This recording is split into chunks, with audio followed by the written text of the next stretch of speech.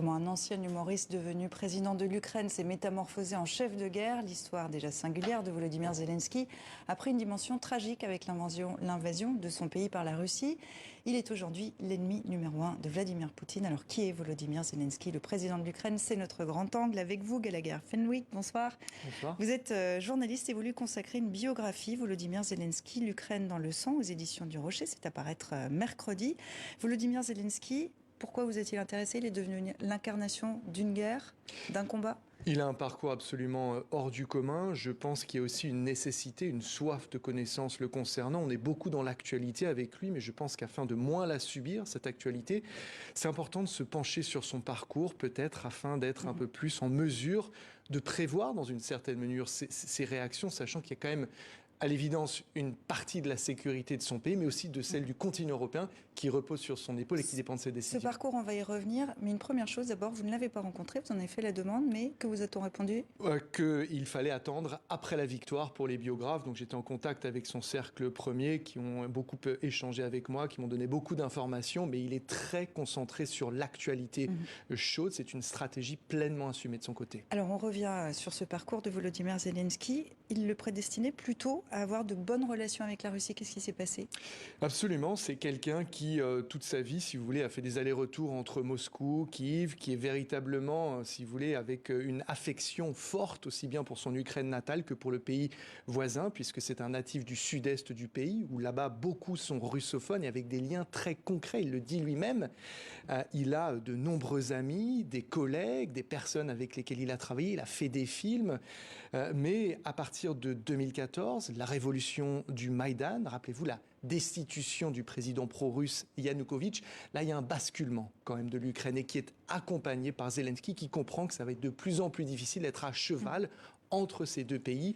Et là, il choisit clairement son camp, ce sera l'Ukraine. Mais quand même, sa russophilie a jeté la suspicion à un moment donné. Absolument. Et d'ailleurs, c'est le cas en 2014. Il y a des gens qui l'accusent carrément de trahison. Et jusqu'à la guerre, on le soupçonnait. C'était d'ailleurs une des thématiques lors de la campagne présidentielle dont il sort victorieux, ou ceux qui étaient en face l'accusaient parfois d'être soit une marionnette de Vladimir Poutine. Il y avait carrément des affiches de campagne qui montraient son adversaire, le président sortant Petro Poroshenko, et lui, le corps de Zelensky, mais avec la tête de Vladimir Poutine. C'est dire si ces suspicions étaient bien réelles. Et c'est un oligarque controversé qui l'a porté au pouvoir. Il y a quand même des zones d'ombre dans son parcours. Oui, c'est ça qui est absolument fascinant, si vous voulez, qui permet de mesurer le chemin parcouru entre les moments franchement moins reluisants de sa trajectoire et l'héroïsme ou la bravoure dont il fait preuve aujourd'hui. Cet oligarque, il est dangereux, il est interdit de territoire aux États-Unis. C'est même le secrétaire d'État américain Anthony Blinken qui a prononcé cette interdiction en personne. Et il y a des liens très étroits, concrets, entre le président ukrainien, Zelensky,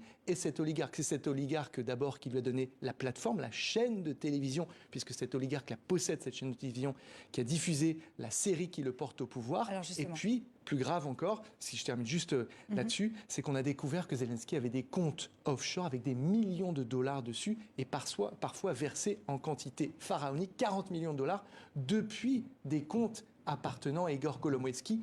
Et ça, les Ukrainiens le savent, ils en ont conscience? Ils le savent, ces révélations, elles interviennent 4 mois avant l'invasion de l'Ukraine par la Russie. Donc c'est un peu passé sous le boisseau, mais dès que ça se termine, il y a de fortes chances. C'est ce que des membres de l'opposition avec lesquels je me suis entretenu m'ont dit. Dès que cette phase belliqueuse avec la Russie est terminée, on reviendra. Le combat politique interne reviendra. Vous l'évoquiez à l'instant, les Ukrainiens l'ont découvert en 2015 avec la série Le Serviteur du Peuple. Il incarne un prof d'histoire qui devient, malgré lui, président du pays. La série est un carton, il faut bien le dire. Puis la fiction rejoindra la réalité. Quelques temps plus tard, il devient en effet président de l'Ukraine. C'est une série prophétique, on peut dire ça. Il en joue politiquement ?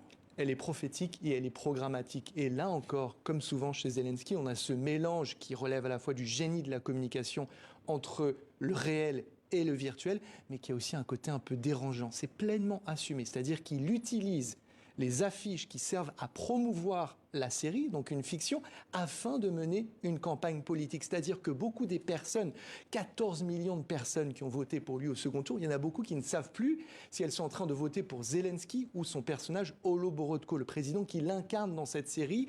Et quand on demande à Zelensky, qui s'est très peu exprimé finalement, c'est-à-dire qu'il ne fait quasiment pas de campagne, il continue de faire des spectacles, il ne parle quasiment pas à la presse, qui lui reproche vertement d'ailleurs. Et quand on lui demande mais quelles sont vos idées précises, il dit regardez la série. Vous parliez de son talent pour la communication, il en maîtrise très très bien les codes. Vous direz que son principal talent, c'est son aisance à l'oral? Son art oratoire dont il a fait une arme de destruction massive. Et on le voit clairement, ça s'illustre en ce moment même, c'est-à-dire que l'Ukraine gagne de manière écrasante la bataille de la communication contre l'adversaire russe. Regardez le contraste saisissant entre la communication, la mise en scène, ne serait-ce que du président ukrainien Volodymyr Zelensky, et celle de l'adversaire de l'autre côté, froide et robotique de l'homme fort du Kremlin, Vladimir Poutine. Maintenant, attention à cette communication, c'est aussi parfois une lame à double tranchant. Vous évoquez par exemple l'interview qu'il a donnée à la RAI, la télévision italienne, où il parle d'Emmanuel Macron. Est-ce que là, il a commis une erreur, vous pensez? Le temps, il s'en est pris à Emmanuel Macron. Le temps nous le dira. En tous les cas, c'est un choix stratégique qui est assumé, celui d'un affrontement à fleurets mouchetés, mais il rentre clairement dans un rapport de force avec un allié très important, l'allié français, en lui redisant, et c'est aussi une manière de trianguler et par ce rapport de force de parler à sa propre population, en disant attention, pas de concession territoriale en notre nom. Donc l'Élysée est obligé de corriger qui dit vrai, qui dit faux, de ces deux côtés. C'est pas évident de le savoir, mais en tous les cas, il y a un vrai rapport de force là. Il s'exprime beaucoup. J'évoquais l'interview à la RAI, on l'a vu devant à peu près tous les parlements de la planète, si vous me passez l'expression. Est-ce qu'il s'exprime trop ?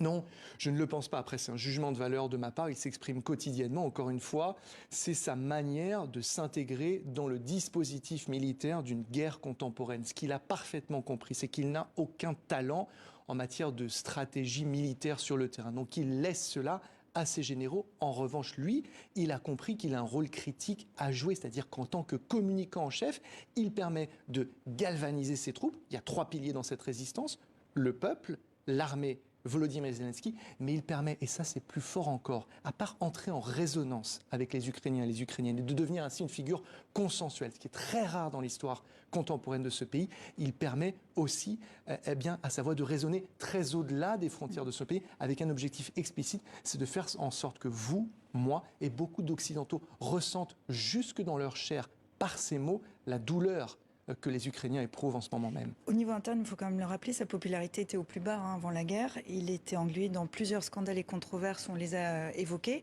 Aujourd'hui, il est devenu une espèce d'icône populaire. Est-ce qu'on ne l'idéalise pas ? Écoutez, en tous les cas, dans ce qui est mesuré, et il y a des sondages qui ont été menés sur le terrain après l'invasion, quelques jours après, il est à plus de 90% de taux d'approbation en matière de ces actions. Aujourd'hui, quand vous parlez, je l'ai fait avec beaucoup d'Ukrainiens, d'Ukrainiennes, et particulièrement ceux qui n'ont pas voté pour lui, toutes et tous, y compris des membres de l'opposition, y compris des personnes qui dénonçaient de manière véhémente sa gouvernance populiste, son népotisme, aujourd'hui approuvent. Aucune de ces personnes aujourd'hui ne m'a dit « il en fait trop ». Au contraire, certaines vous disent « c'est un cadeau du ciel pour l'Ukraine ». Donc peut-être on peut se dire qu'il ne peut que décevoir si on essaie de se projeter pour conclure rapidement vers la fin de cette interview. Il est l'homme de la guerre. Est-ce qu'il a les capacités d'être l'homme de la reconstruction ? Le futur nous le dira. La première des questions, c'est est-ce qu'il sera l'homme de la paix? Lui, en tous les cas, il se révèle. C'est la première de ses promesses de campagne. C'est là-dessus qu'il a été élu. L'ironie, c'est que l'échec est total, puisqu'on est dans une guerre totale. Mais il a toujours dit « je serai l'homme de la paix ». Il le dit encore aujourd'hui. Je veux m'asseoir sans médiateur, en face à face avec Vladimir Poutine. Volodymyr Zelensky, l'Ukraine dans le sang. Je précise que les droits de votre livre seront reversés au mouvement interculturel France-Ukraine. Gallagher Fenwick, merci beaucoup d'être venu dans 64 minutes. À bientôt.